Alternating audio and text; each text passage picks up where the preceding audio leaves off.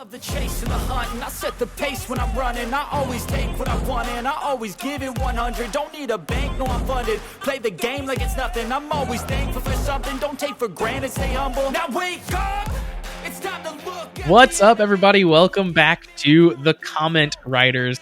We're here. This is episode 7. We're going to talk about Kamen Rider Geats episode 7 as well. And Toby, how you doing? Pretty good, Josh. How are you? Good. I didn't do the full intro. I let you. I made it more conversational this time. I told you I always mix it up on you. So this time I decided to just be like, Toby, how's it going? And then I explain my intros after I do them, which is always helpful. Yeah, it's pretty much like when I build into a story for my stupid names for the episodes. Exactly. They're always different. They're completely useless. Speaking of names for the episode, so if this is your first episode of the Kamen Riders, how are you living your life starting on episode 7? But here we are. We picked the name the Kamen Riders and liked it, and I worked on it a lot as I'm creating the podcast feed and creating the album art, and I wrote the words the Kamen Riders a lot, and it just started to kind of get to me like, I like this name, but maybe I don't love it.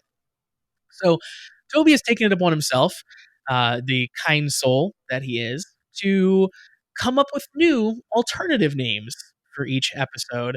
We're kind of going through them, seeing what we like, seeing what we don't. At the end of this season, we're going to kind of do the big list and figure out which one is the best. So with that preamble, Toby, do you have a new name for us here in episode 7? I actually have more of a question for you. Okay. Do you think that, obviously the Desire Grand Prix is only known by a select few, and it's not a big deal? It's a huge deal because they're fighting for the safety of the world. Exactly. They're not. It's not a huge deal like the common folk, which I might have to write down for a different title, just for the record. They don't know about the games. But if this was a TV show and it had an announcer, do you think when they announced the Kamen Riders, they would have the host guy, and when they picked a person, they would say "Kamen down to the next contestant on Desire Grand Prix"? I do think that. Yeah, I think that's what they would do. I heard the little giggle first. That's all that matters. My favorite part of the story names that you do is trying to figure out where it's going before you actually get to it. And that one was enough of a walk that I wasn't quite sure until the very end where it was going. I love it. I love that part of part of it is when I start talking and I start getting revved up with this story. Hopefully, everyone's mind starts going, "Where the fuck is this gonna go?" Now I'm like, what's gonna rhyme with common? What's gonna sound like common when we get here? Common on down. I feel like that's what they should do. And they show up on the platform. There should be a ramp that leads down to the big floating platform, and there should be some sort of game show announcer that's there. Some fanfare, people clapping, yelling. Yeah, it's like Lord Ace, song. Coming on down. You're the next contestant on the Desire Grand Prix. See, it works, man. I'm telling you. And then he looks over at Buffa and he says $1. And then Ace goes 2, and it was some crappy CD that was worth 5, and of course Ace wins because he always does. What kind of stuff are they selling on on Prices Right nowadays? I feel like it's the same stuff, but it's still I think they hit a point in time where they're this is the tier of items we're gonna do. Because I feel I don't watch it nearly as much as I used to. It used to be I'm homesick from school, watch TV show kind of deal. And obviously with I work from home all the time, but I still don't watch it. But I feel they hit a tier where the gifts are always the same, or they get prizes. Garmin GPSs, I feel have been a constant on that show for the past 15 years. Yeah, I think you're definitely right. So I feel we've aged out at technology. So whenever they show them, I'm $50. It can't be that much. This is freaking 25-year-old tech. We all have smartphones now and everything else. And then it'll be $179. I also have to wonder, what the fuck price are they pulling this from? I think that's still the price of those. So my parents, I've just now gotten them off of using a standalone Garmin GPS when they travel. Um, they've had smartphones for years, but would still pull out the stupid GPS when they would go places. And at some point, I had to be like, you just have to stop, because like these maps don't get updated anymore. Like like it's not like a phone where like it knows road closures like the day they happen. It's not showing you like live traffic data like your phone is. It's not rerouting you the second that there's an accident. Like it's just not safe anymore to Yeah, travel it's long not as distances. wise as it used to Yeah. be. But for So the looking on, longest time, my parents were like, they would, like not worry with their phones at all. They'd still get the stupid old GPS that has maps from like 2004 on it. They're like, oh God, you're going to miss like the entire neighborhood that I live in. It's not going to be in your GPS. so it's crazy. Like I'm looking at prices on Amazon, and their smaller ones are way flashier than they used to be, and they go for like $60. But there's Oh, also ones that are like 10, 11, 12-inch screens that seem like they like actually get like hard mounted into the car, and they're like $250. okay. That seems reasonable. Like It still if seems so it's a expensive for screen tech you that don't need big. though. Yeah, but I mean, like, if I'm just thinking, like, it's basically going to be like a little Android device, right? That powers a screen that big that just happens to be running like crappy Garmin software instead. That seems like the price ish. Yeah, I guess that seems fair. So my only story to throw to tie into the Garmin talk real quick. So I had one years and years and years ago before smartphones were remotely a thing, Same. and it was actually bad enough where if you wanted new maps, it was once a year.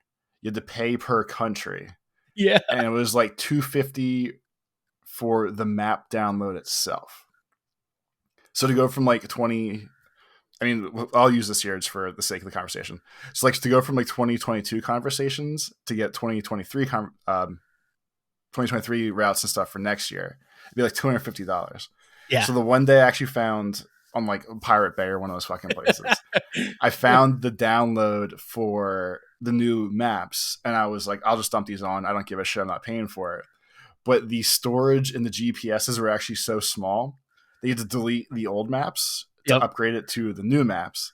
So of course I had like that weird moment of panic where I'm like, I'm remotely good with this stuff. It's saying replace this one file, should be doable. But I'm like, I'm going to delete this old map off. The new map is not going to do anything. I'm going to like fucking bricked my GPS. And at that point, there's probably like no easy fixes for that stuff. Did it work though? Did you go okay?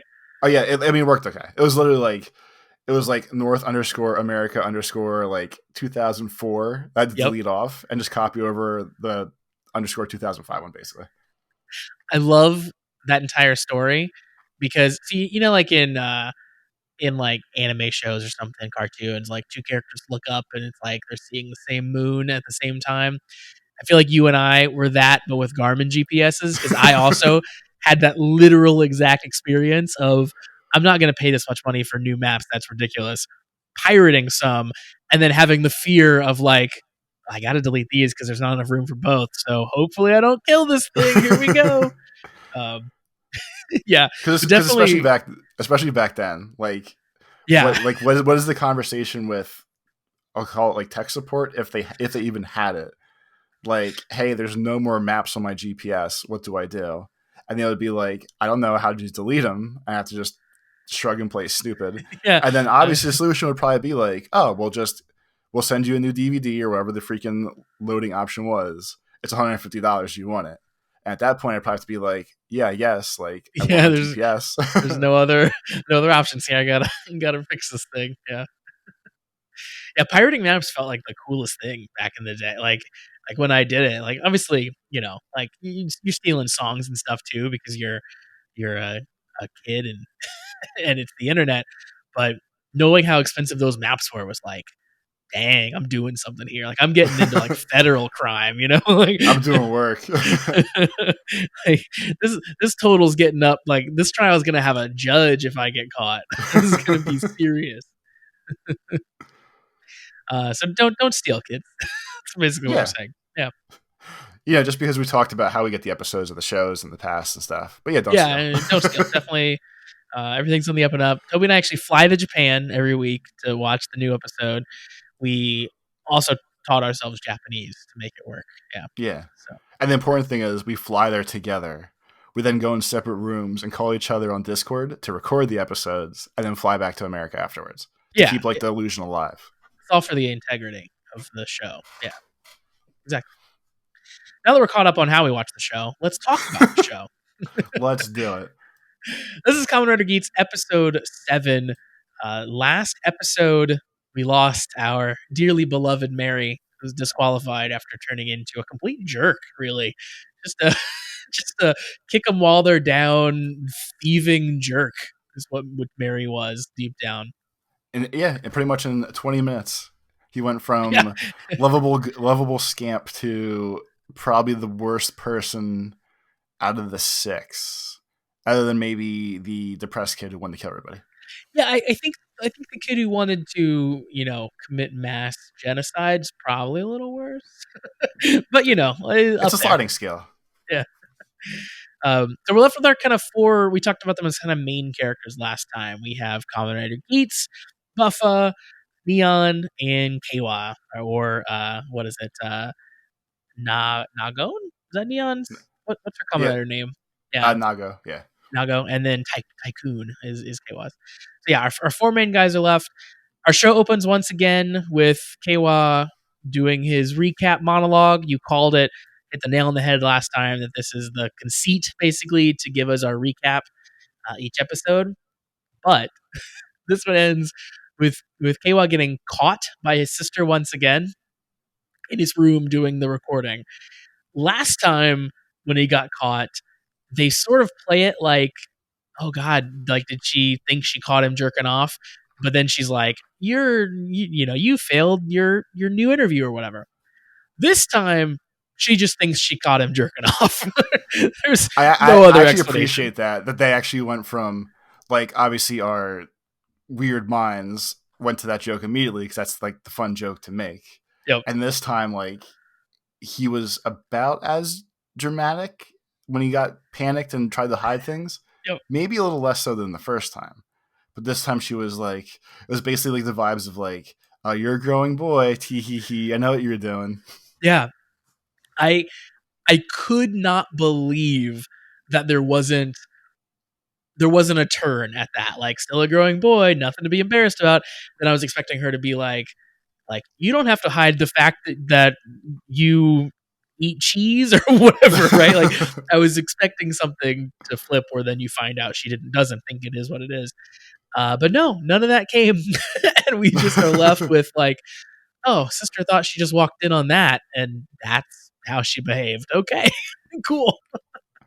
So it's almost the vibe of that whole situation's probably happened. Yeah. And she was just like, oh, doing it again. Oh man, yeah, I wish she had said that. I was like, again, KY. So maybe that joke is coming at the end of this, or like another episode or 2 in. Maybe. I hope the next time she's just like, you could just lock your door. Like, just lock your door and then this wouldn't happen. Stop being weird. Just come on. Our next little scene is kind of the first one. I think there's a lot of like kind of mind-blowing parts of this episode. There's some things that happen here that I couldn't wait to talk to you about. And this is sort of the beginning of the first one. So Ace is kind of sitting up on some girders or something. He's climbed up somewhere tall. He's sort of brooding. He's got that Caesar coin that we have seen before, and we don't really know where it came from. He's kind of flipping it, and he talks about like, he's doing this thing like, where are you thing now. And we see a woman in his kind of flashback vision where she says, forget about me. You'll be happier that way. And we find out it's his mom, and she's dressed as like this sort of like kind of super old school, like flowing white dress. She looks like she should be like a Greek goddess or something. Yeah, like wispy ghost angel. Yeah. And she kind of like walks back through this like big archway. It all looks very kind of ancient looking. And it's like, that's his mom? Like, what's going on? obviously we find out what's going on later in the episode. We'll talk about it when we get to that point. But um, I had so many questions after that little scene. I love the little like Ace background scenes because every time they happen, it's always like, what is happening? Like, who is this guy? What is going on? Yeah, like his are definitely more like punch in the face reveals, where Yeah. like his are so few and far between, and they're never just like weird things. Like it wasn't him as a kid like playing some coin game with his mom, and it's like a little small tie of like, oh, they used to play games with the coin together. That makes sense why he has it. This was like, I'm leaving you. Trust me, this is for the best. I'm leaving you and I'm dressed like a Ren Fair. This is for the best. We get a definitely not as serious flashback with Kawa. He's reading some old reports that he wrote when he was in school. He hasn't changed much. He wanted to bring peace to the world and be an awesome adult. He's not quite sure what an awesome adult is at this point, though. But I do think it's adorable that like pretty much his entire life he's just been like, I want happiness for everyone. Yeah. I've talked about it before on the show here. The parallels to Kamen Rider Zio are vast in this series. And specifically, Keiwa is very similar to the main character there, Sogo, because Sogo is a character who wants to be king of the world to help people and to make everybody have a happy life, basically. And they also talk about like, oh, he's wanted to be king since he was a little kid and like that kind of thing, where it's like, I thought he'd grow out of it. Turns out he never did. So like, yeah, I think that those two characters are like kind of identical. So I love that's continuing. Keiwa also has some ninja toys that he pulls out. I don't know why he decided to go through all of his old stuff, but he decided to reminisce this episode. His sister's definitely becoming maybe. I mean, obviously the busting him with the joke porn thing is weird, but she's definitely like shaping up more like a mom character for him than like a sister. Like it's more like the gentle guidance than a sibling teasing nudges kind of thing. Yeah, for sure. Yeah. She even like, he's reading this report and she's quoting it to him. Like, well, yeah, like the proud mom instead of the sister. Like she knew exactly what he'd written. She remembered it. She cared about, his thoughts when he was a young child and stuff. So yeah, that. And then kind of throughout the rest of this episode too, we kind of find out that they, their parents had died, so they kind of were all each other had. So yeah, I think that's sort of the role that she's probably filled in, and we kind of saw it in the first episode too, where she's checking in on how his interview went and taking care of him. Yeah, that definitely makes sense. Neon is streaming on Twitch again. She's at her 53rd runaway attempt. Loved this scene. The bodyguards instantly run at her, or one of the bodyguards instantly runs at her, tries to stop her. She hides behind the nearest civilian, basically. Turns out it's not just a very tall woman, it's the other bodyguard dressed like a woman wearing a blonde wig. All I could think of is there's, I guess it's J-pop or J-metal or however it works, but there's a Japanese metal band called Lady Baby. Of I think course. that's the right one. I think that's the right one. But the whole arc or whatever of that band is, it's a guy that's dressed exactly like that. Oh, I'm looking at pictures right now. Right? Lady Baby's right? Yeah. Yeah. Okay, yeah. So like when I saw that, I was like, wow, this is a crazy like cameo from somebody else. So when the guy took the wig off and was like, I'm the bodyguard, I was like, that was actually kind of bummed. That it wasn't Lady Baby showing up. Yeah, if you're not familiar with this band, it is a grown man dressed exactly like the bodyguard here from the show. So like, either like cutesy pink dresses or like a maid outfit. He's got pigtails in most of the pictures I'm seeing, and then he's with two younger women who look to be about Neon's age ish, also dressed the same way basically as him. Yep, that's the whole vibe. Yeah. That's good. It definitely is a good vibe. A lot of these pictures too, like a couple of these, he's like kind of posed cutesy, but most of them he's like posed menacingly like a metal guy would be, but then he's dressed like a maid. It's pretty great. They are apparently Japanese kawaii metal music. Okay, check And that the out. guy is Lady Beard, which I feel like I knew, but I forgot. He is, and that guy is a bearded cross-dressing persona of an Australian male wrestler. Oh, great. Okay, if it crosses over with wrestling, then I'm especially on board with I checking this out. figured that this was like the go-to for you. This is the only nudge you needed. Yeah, if someone tells me it's a weird thing, I'm on board. And if someone tells me it's a weird thing, and also there's a wrestler in it, it's like, yeah, I'm definitely on board then. Sold. Yeah, the bodyguards have consistently been some of my favorite things in the show, and this just ramped it up even further. I I didn't expect it to go that absurd, but I'm happy that it did. As soon as the bodyguards try to capture her, however, we get one of the Giamato walls appear. Giamato, show up. There's an attack. The commoners hadn't been called in basically at that point. Like usually they get a little bit of advance warning, like the Giamatos showed up, but they get called in urgently to protect the city. And we get a view of the new Giamato, sort of the new kind of like final boss Giamato minions that are showing up, and they aren't dressed like pirates. They're not they're not looking like playing cards. They kind of like have these like Tron suits on, sort of. They have like long lines that kind of converge in different spots and stuff. I think it's a really cool look. They're definitely It, the it scariest version of them that I've seen. right. It's like the most. I guess we'll call it normal of the versions. Yeah. It's very like Venomy to me. It's like the Yeah. black with the white. I guess just reminds me of Venom. Yeah, and it looks like certain instances of Venom where they do the spider leg sort of like a long trail out. Like sometimes you'll see him stylized like that. Yeah, I definitely had that feel. It feels like they obviously started designing this version of the Giamato and then worked backwards to the other versions by just putting clothes on them and stuff.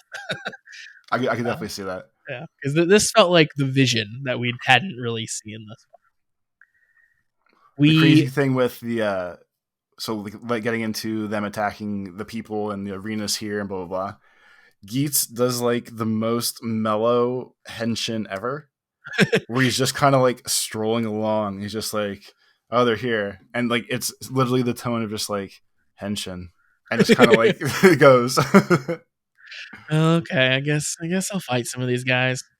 That's been one of my favorite things about Ace and Geats is like just the nonchalance in the face of just any danger that's there. Just like, I'm not gonna transform yet. I will eventually.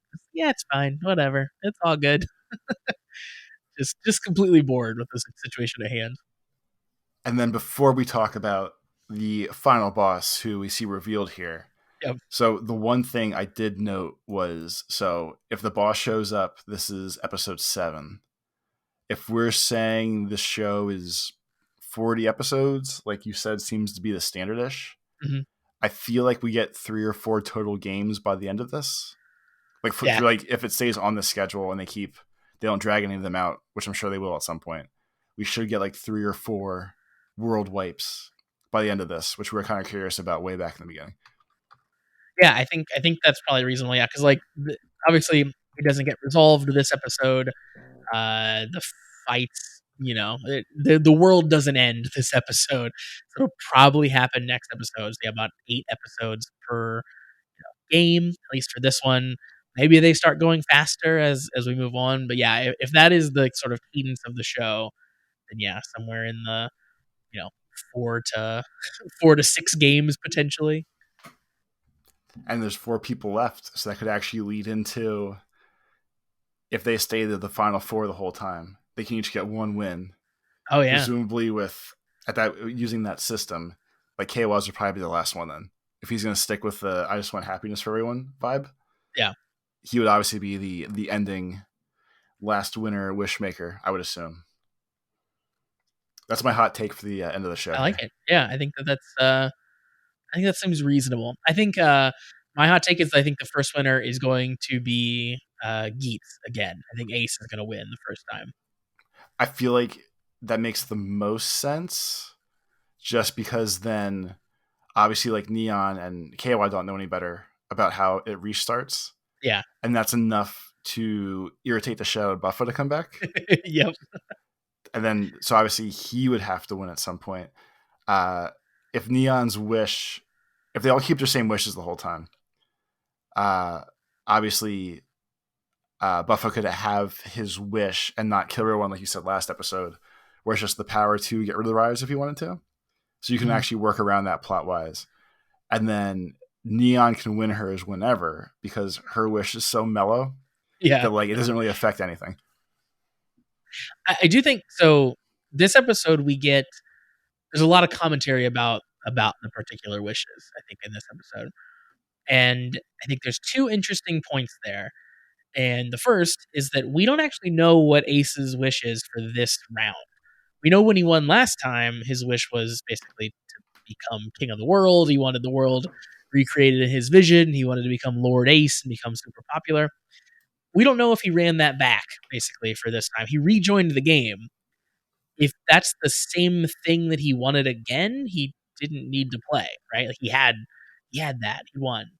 So they kind of insinuate at some point in this episode that like Geats says like, I guess you have to wait and see what's on my card. So like it's almost like he's saying like it's something different that you're not going to expect.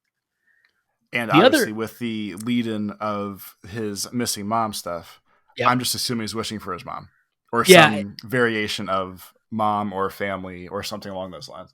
Yeah, I think it's got to be something heartfelt like that. Yeah. The other interesting thing, of course, Neon, wishing for true love.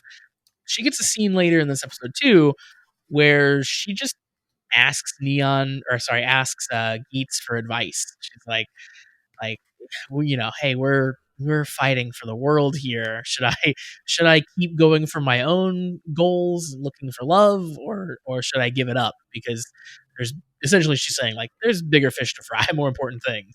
So there's her growing as a character, I think, is building some doubt in her somewhat childish wish that she wrote down.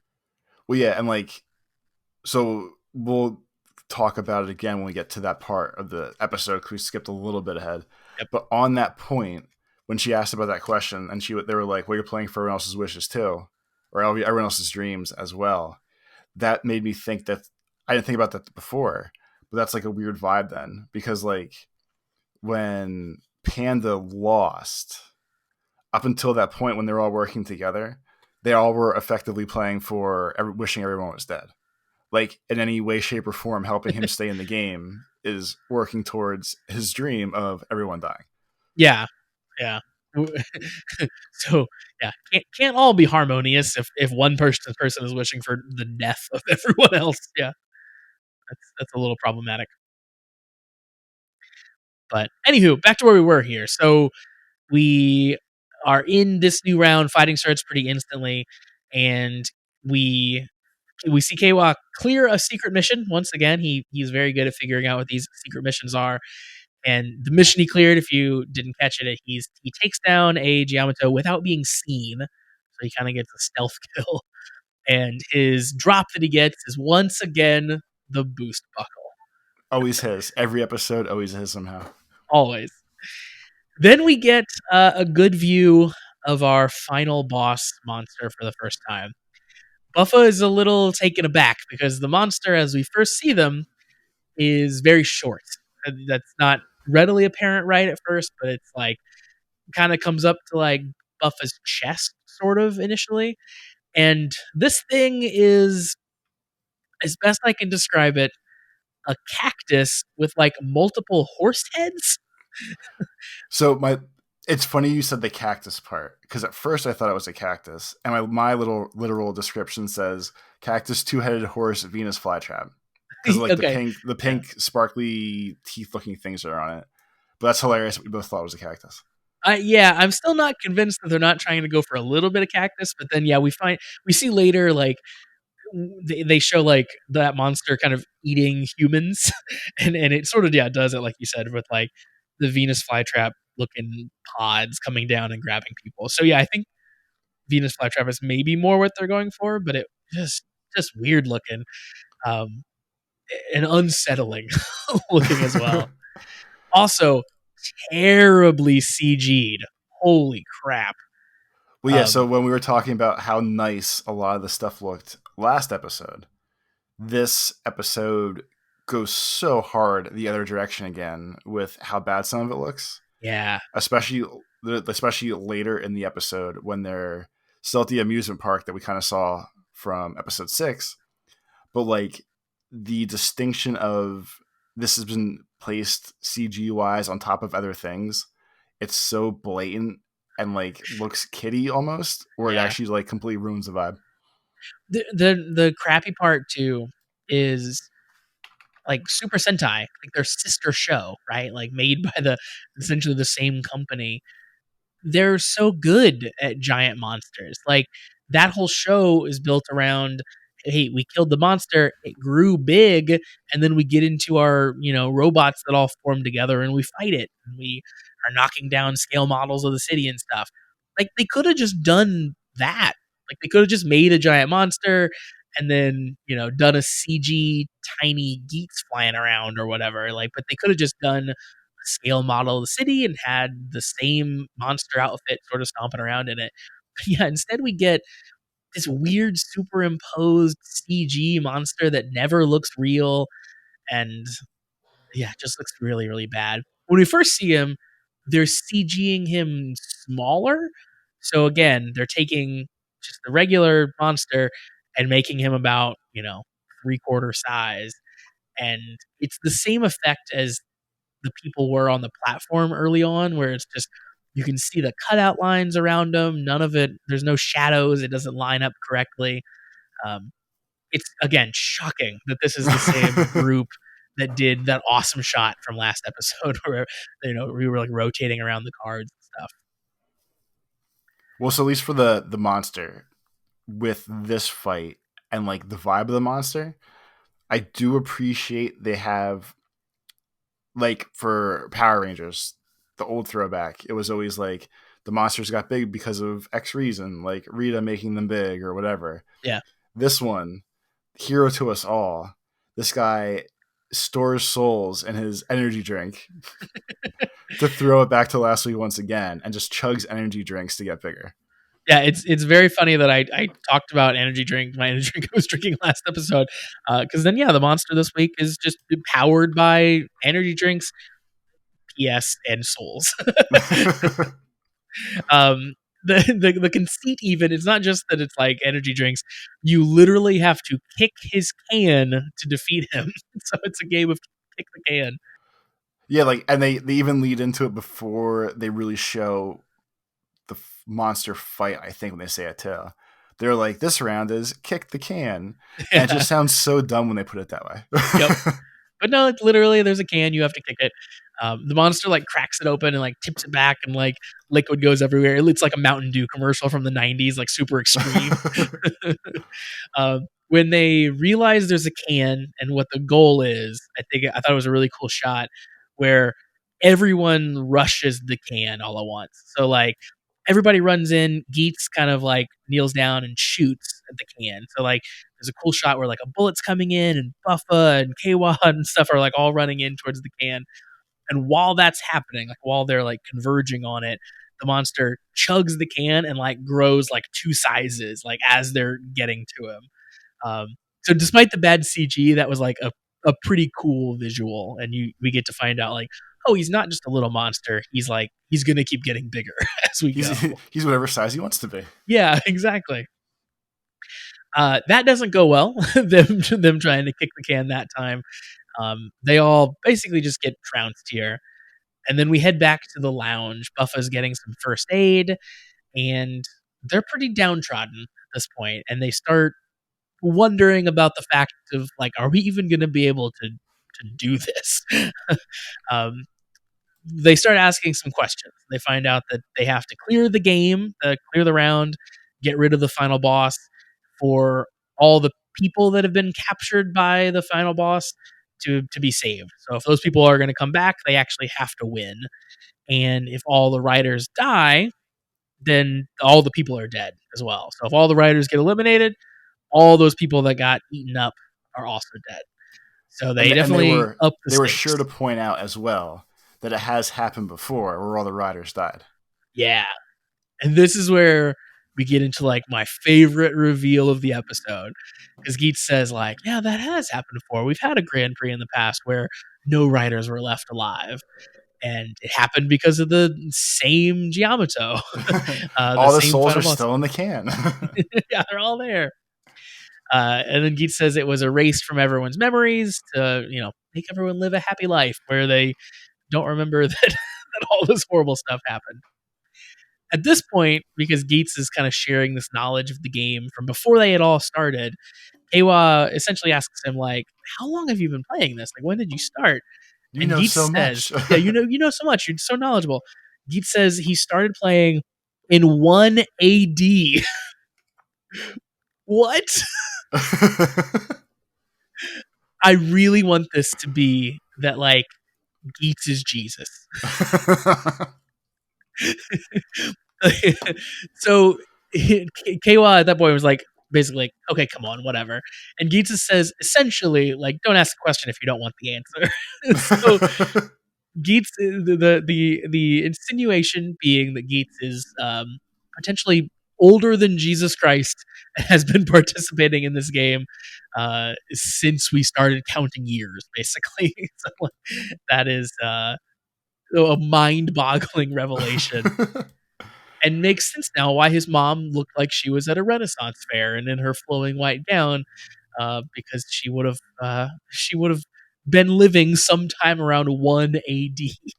He's 2,000 years old. He just looks good for his age. Man, yeah, it's gone pretty well for him after 2022 years. And I will say that at one point, Kawa is a little more motivated again as he's slowly building as a human. They ask when he's talking to the bartender guy or the host or whatever you want to call him, Yeah, about the way the games work. At one point, Kawa says something, and like the host guy just like gives like an approving smile nod, and it seems like he's like happy that Kawa's actually like stepping up a little bit, which yeah, is interesting to me as well. yeah. That is interesting. Kawa also like dives headfirst into kind of stepping up and being the man here next, because he says that he has to use the boost buckle for himself because Buffa tries to get it, and Buffa basically says, like, listen, let me take that. I can move fast enough with it, and we have a chance of taking down the final boss. Old Kawa would have given that up in a heartbeat and said, yes, I And don't want to smiled be and the one. shrugged and Yeah. had no idea what was going on. Listen, as long as it makes you happy, Buffa, take it. But instead, Kay was like, no, I'm going to do it for myself. I need to use it. It's me. Hilariously, everyone attempts to talk him out of that. Buffa says, if you screw up, loads of people are going to die, and asks if he's prepared to protect the world. Kawa says yes. So, like, yeah, he's growing a pair. Kawa's stepping up. Now, it doesn't work out for him, we find out. But we'll get there. This was a super cute scene that came up next. So Ace is kind of walking out of the Kamen Rider lounge.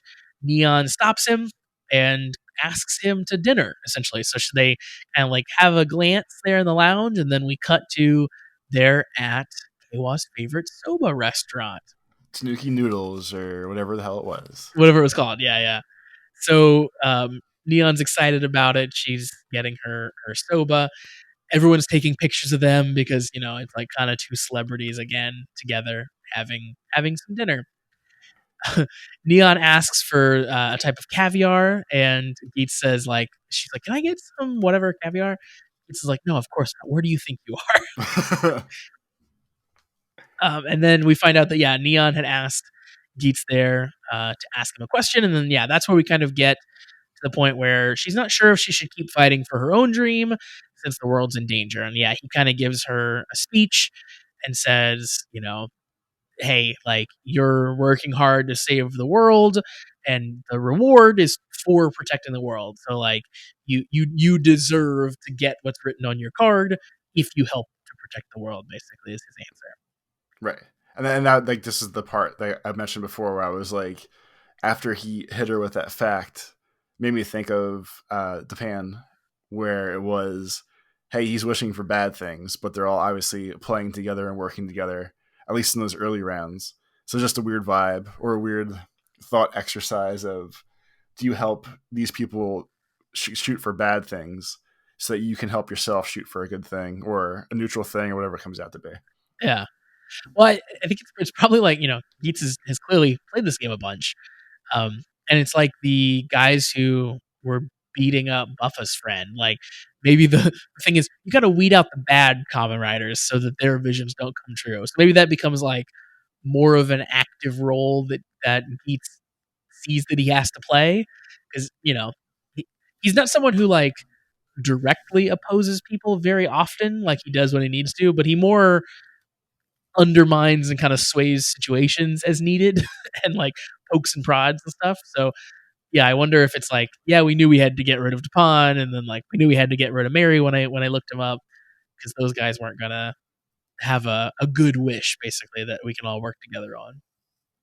Yeah, he's very cunning, like a fox. Wolfpack. Obviously, we mentioned this is Keiwa's favorite restaurant, and Keiwa and his sister show up and see that Neon and Ace are here, and Sarah just fangirls hard, just instantly loses her mind. And Yeah, again, this is great.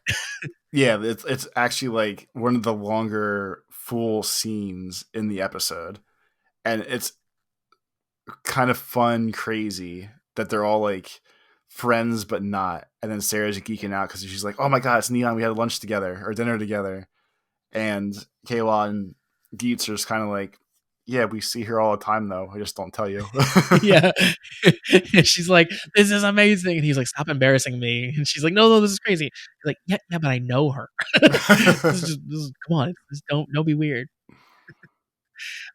This whole scene, I loved this, like, kind of a slow moment where you get some character stuff going on with everyone. It felt like, if you watch anime, they'll sometimes do the like side episode where they don't really advance plot, but like all the characters go to the beach together or something like that.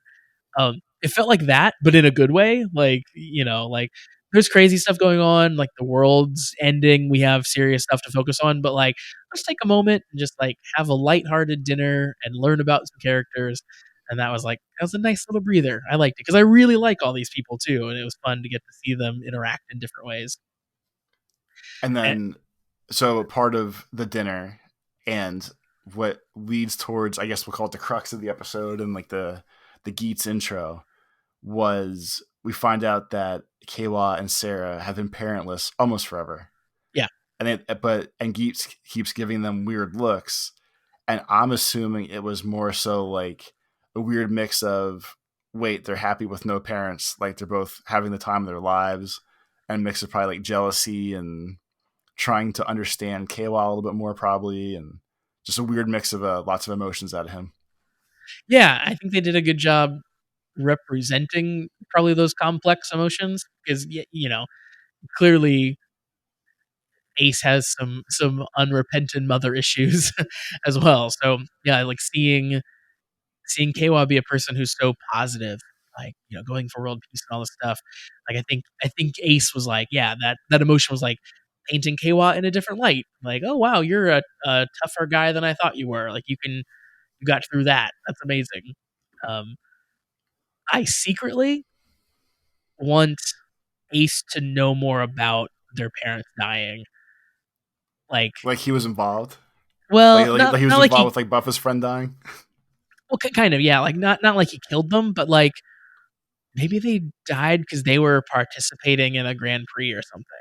Like, finding out that Geats is like apparently 2,000 years old means we can get some messed up stuff happening, right? Like, you could be like, yeah, I killed your parents, or like I was there when your parents died, or I was there when your great great great grandparents died. like we could really take this story some interesting places.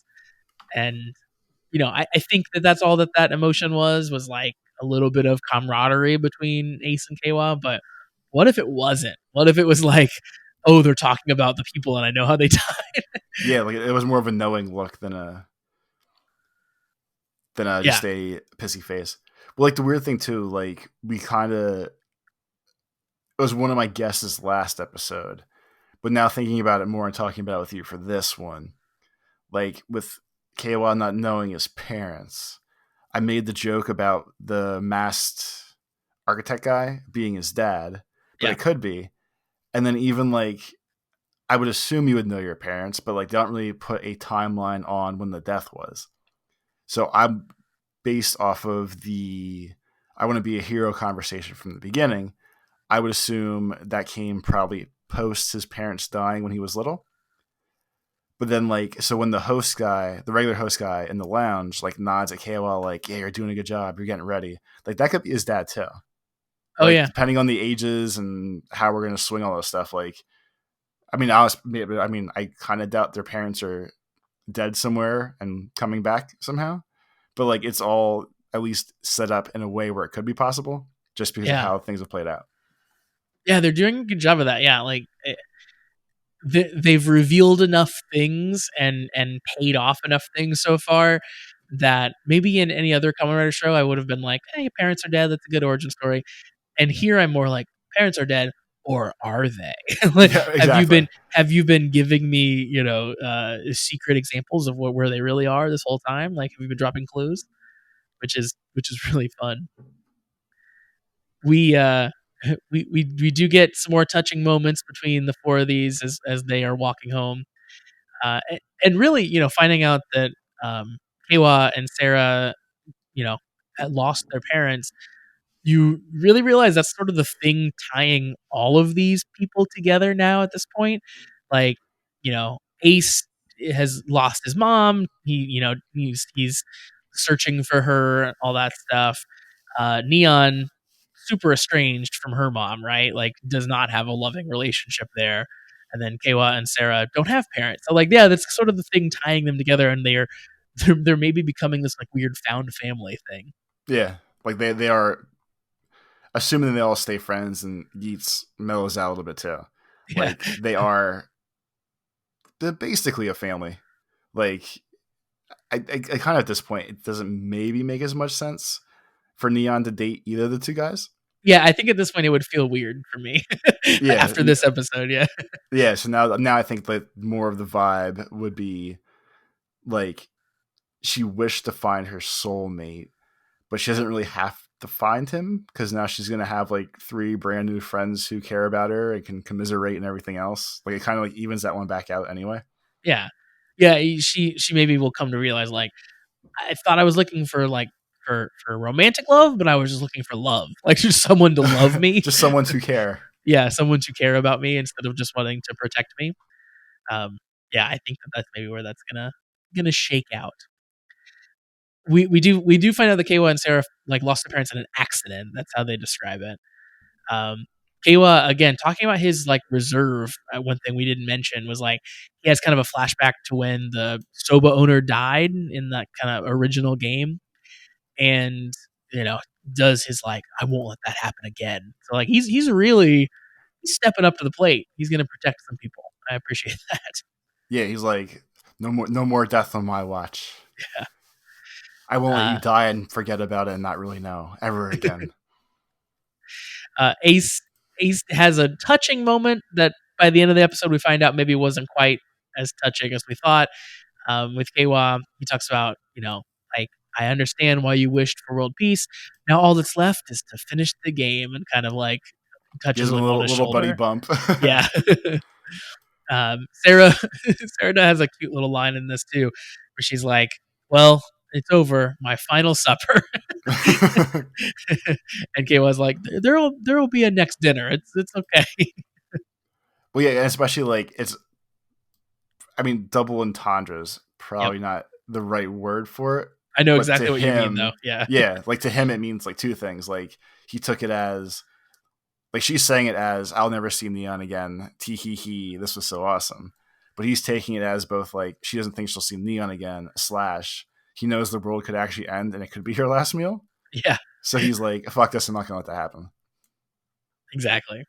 Which is, yeah, very cool writing. We're back with Cactus Cooler, and he's as tall as a roller coaster now. So he's In the continued to worst grow. CG in all 7 episodes. That is the most important thing. This is Yeah, the part that we're talking about, where is the ugliest, weirdest looking shit ever. it's so sad too because what's happening here in this fight is cool. Like the roller coaster's going, they're like running along the tracks at one point, like they're riding on the roller coaster. Um, like at the end of this fight, Geats is like flying around like crazy. It's like a scene from like the Avengers or something where they're fighting this like giant monster and Iron Man's like zooming around and shooting and stuff. If it had looked cool, it would have been amazing. But it just looked so bad. It was hard to like get fully into what was going on. Nonetheless, Kawa is still on the train of like, I'm gonna keep the boost buckle and I'm gonna take this guy down. And even Neon is like, let's think about this for a second. Let's just hang on. Let's see if Just we can slow do down a it. little bit. Let's talk this out. Let's sound it out. Pump the brakes, bro. And and Ace kind of eggs him on. He's like, "Well, you wished for world peace, right?" Like he kind of gives him the motivation that he needs to jump into the fight. Remember that point. That'll be important in a moment. That'll be important about 10 seconds in the way this conversation works. We get our first boost tycoon. He finally gets to use the boost buckle. It goes exactly as you would expect for Kawa. Like he does cool stuff. The bike's on the roller coaster. It goes off the big swinging boat in a hilarious way. He does cool moves. At one point, he's like flopping on the ground like a fish, though. So, kind of 50-50 as far as how good it's working. He had too much power. He didn't know what to do with it. Yeah, no one man should have all that boost buckle. Kawa takes a massive hit. just gets just completely swatted away. He falls down, gets completely rebuffed by the enemy. Geats comes in to basically protect him from this final big shot. So like the monsters launches projectiles, they're coming straight for Kawa, they're gonna kill him. Geats comes in, protects him. Like, oh my gosh, like look, he's like full on good guy now. He's doing all this protection. If they point out, he punched what looks like missiles out of the sky. He did. He jumped in front of him and punched the missile out of the sky. He did do that. And it turns out it wasn't out of the kindness of his heart because, like, achievement unlocked, secret mission cleared. Geats gets a brand new buckle from this. He gets a drop from it. And he thanks Kikiwa for getting his ass kicked, essentially. Yes, that was basically the vibe of the conversation. Thanks for jumping in. I just needed you to get beat up so I could protect you. And basically, yes, the whole thing was a ruse. And Geats again flashes the Wolfpack symbol to remind you that he is a sneaky fox. Well, so it's great. I don't know if using the word fair and unfair is the right word for this, but if there's secret missions, I feel like he shouldn't know what they are ahead of time to be able to game them like that. Yeah, that seems reasonable. Like, I mean, like the reveal and the twist of like, no, I used you as bait so I could save your life, so I could get even like more powerful than I'm supposed to be. I do appreciate that reveal and that abuse of trust and quote unquote friendship and everything else. It just seems kind of like bullshit that like he knows like the super secret mission is save another rider for us to give you like even better than the boost buckle. It's a great turn, right? Because he is saving Kawa. He didn't motivate Kawa to like attempt this big thing on his own to build all this character and build his guts up that he didn't have before. So like he's doing things that are good. And the mission he's clearing, the secret mission, if he didn't know that it was going to happen, is like a reward for being selfless, right? Yeah, but the fact that he knew then repaints all of his actions as not selfless anymore, but completely selfish. I love that he's doing the exact same thing as he could be doing and be applauded for it. But instead, because he knew what the outcome was going to be, now he's manipulative and he's a Yeah, jerk. now it's just slimy. It's great. It's wonderful. Like I really love how that all came together. Um, and Kayla, we find out not happy about it at the end. This particular buckle that Geats gets is the ninja buckle. So it's green. It's ninja stuff, which we saw Kawa playing with all of his ninja toys when he was a kid. Like it's pretty clear this buckle is intended to be the one for Tycoon. Well, Like yeah, it it's kind of almost like a has to be. magnum. Yeah, I think that's the goal. But Geets has it. Geets tells him, "I'm saving the world, but only so I can make it do what I want, so I can make it in my image." Well, it's We funny then though, like to actually like the reason he got it was for doing like the functionally selfless act that I Yep. mean from him doing it wasn't. But if it since it does match Kayla, like that makes sense for that character then too. Like he would be the one that would do the selfless act and protect somebody else because he's too good.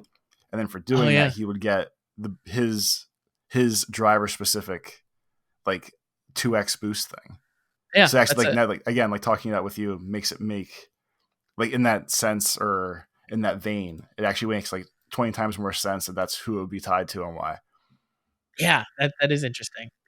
And I'm sure Geets knows all that, because he knew that the secret mission was going to get cleared there. He has probably been through a zillion iterations of that and knows, like, it might even be like the history of like, yeah, the tycoon guy tends to be kind hearted.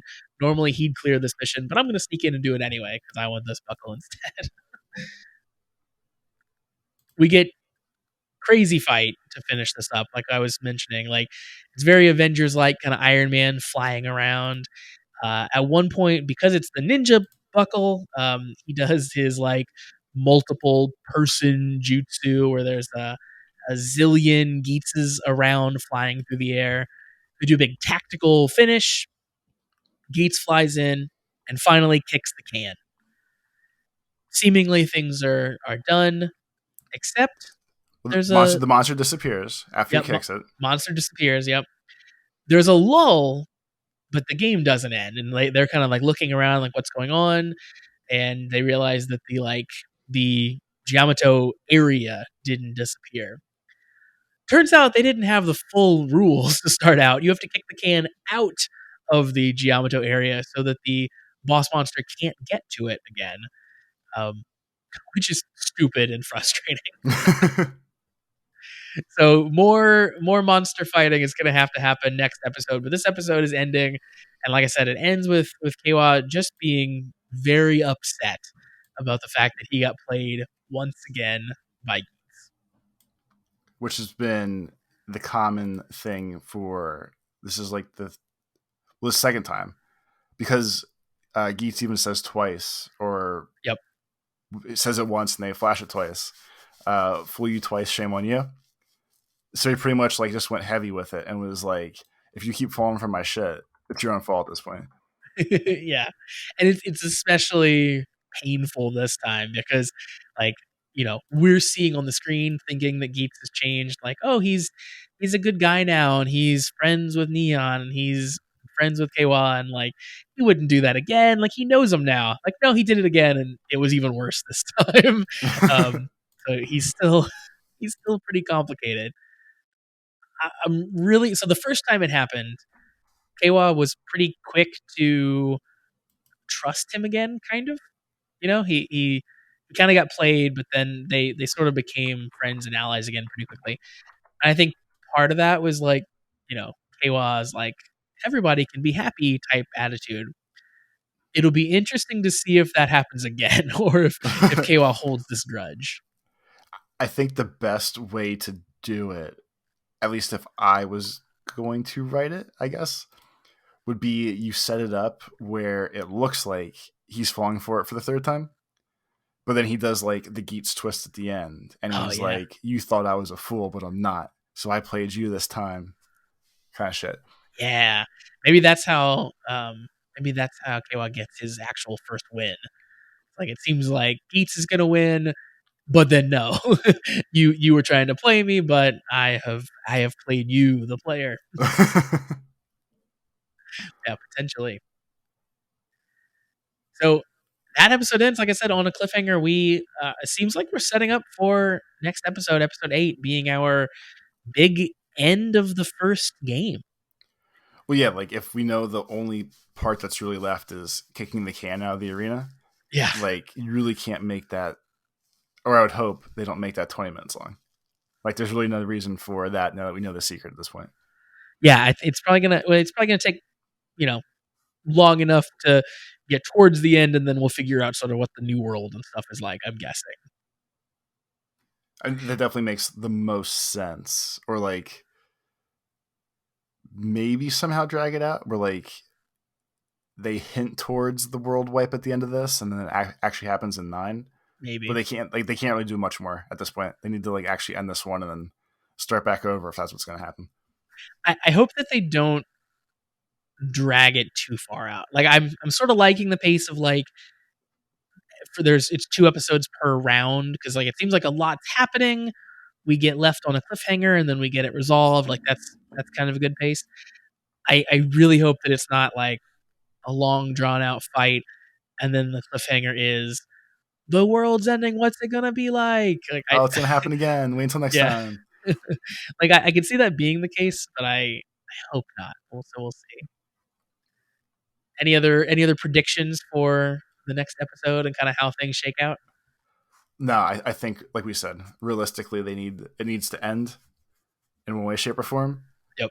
And maybe start the new world where they all know, hey, we're starting over again. But they just can't. At this point, they need to get it done with just to get something new started again. Yep. I'm really excited about whatever the new world, whatever changes about the world based on kind of the wishes as they were. I hope that they're big shakeups. Like I hope that they change things pretty drastically, or at least whatever happens. I hope it affects the next game heavily in some way. So I'm interested to see like the potential that they could go in that direction. But Yeah, definitely makes sense. yeah, pretty excited about it. So yeah, that's going to do it for us for this particular episode. As always, we will be back for the next episode of Kamen Rider Geats to discuss that. That'll be episode 8, both of Geats and of our show. If you want to listen to that and all of our past episodes, just search for the Comment Writers, which is There the you name go. of our show. Search for that in your favorite podcast app or on YouTube to check out the video version of our show. You can also follow our antics on the internet, aside from the Comment Writers. Where can the people find you, Toby? For Twitter, it's at Life of Tobes, and then Tobes Plays on YouTube, where I play lots of games for entirely too long amount of times. You are the preeminent Like a Dragon player, is what I hear. That the rumor has it. Yeah, you're the only person I know who's played them all. So therefore, that means that you are the world's expert. Well, not only that, but I've 100%ed every game. So there's like these huge ass checklists in those games. So to truly like play the entire 100% of a Yakuza game is usually about 100-hour expedition, give or take. So I'm about 800 hours invested in 8 games. How many people do you think have realistically done that? 100% in all 8 games. So at least from my sample size of like, I'm in like a video game Discord, aside from like you and I talking, Mhm. and everyone in there thinks I'm insane for 100%ing all those games. But like I do it with every game. Like Assassin's Creed Origins, I think took me 130 hours to do everything. So my insanity for these things is well documented, but everyone just doesn't know why I keep doing it. But I have to. I also don't know why you keep doing it, but Because I have I'm to. interested because I have to. Yeah, I bet that team, if you want to call it, I bet the collection of people who have 100% in all 8 of those games. I bet it's fewer than you think. Yeah, I bet you're in some rare company there. Hell yeah. Anywho, if you want to follow me on Twitter, you can do that. That's kind of the main place I hang out on the internet. I am at Pretty Deece Josh. That's PrettyDecejosh. So once again, we'll be back for Kamen Rider Geats episode 8. We'll be back to end this game and rebuild this world anew. Until then, we'll see you. I'm taking shots at the enemy. I'm gonna make it to the top, leave a legacy. If I got something to say, you better let me speak. Turn it up a new degree, bitch, you ain't seen anything. I pop off with the new rock, electronic, blow the sonic